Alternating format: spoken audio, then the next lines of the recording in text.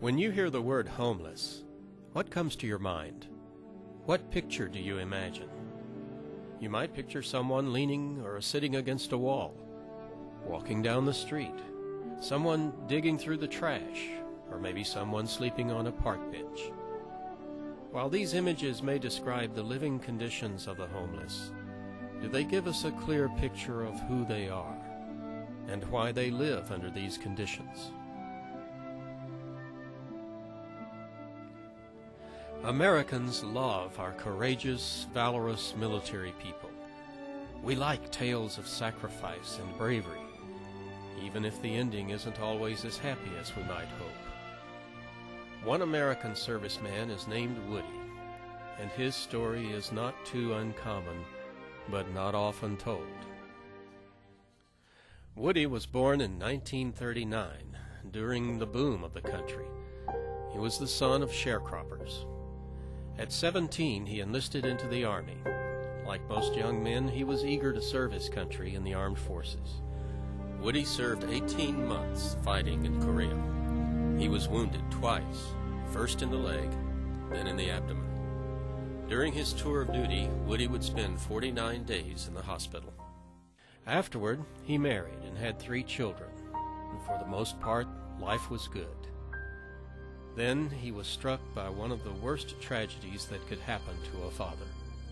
His 10-year-old son was killed by a logging truck while riding his bike. Woody was devastated.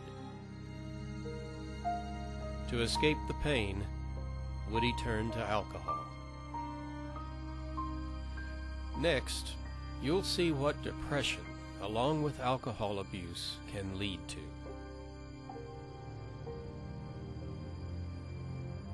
After the death of his son, Woody's drinking took its toll on his marriage, and things only got worse.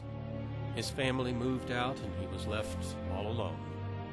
What followed was years of loneliness, suppressed by alcohol. But it wasn't until a job accident that his life completely changed. While working in construction, Woody fell off a roof and sustained injuries to his arm, back, and neck. With this came the inability to be rehired by area construction crews, so Woody moved to Texas. In Texas, he performed odd jobs as a handyman, but he was never able to make enough income to provide for housing. Forced to live on the streets, Woody sought shelter anywhere he could, most often in a tent hidden in the woods.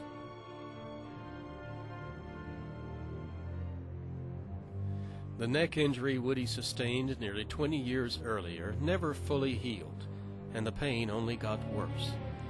Without the support of his hand, Woody's head would fall forward, causing him to experience blackouts. Sometimes he would be unconscious for days at a time. All too often, such stories end in miserable death, a climax none of us enjoys. Here's the rest of Woody's own all-too-American story.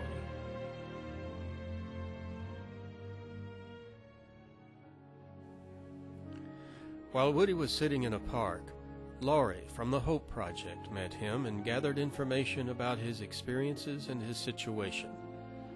Laurie explained to Woody how the Hope Project might help him. She left him with hope and began the process to enable Woody to receive disability benefits and Social Security income. After the meeting with Laurie, Woody sat on a bench in the park. His head fell forward, and he passed out. He fell off the bench and rolled down a hill where he lay unconscious until police found him some time later and took him to the hospital.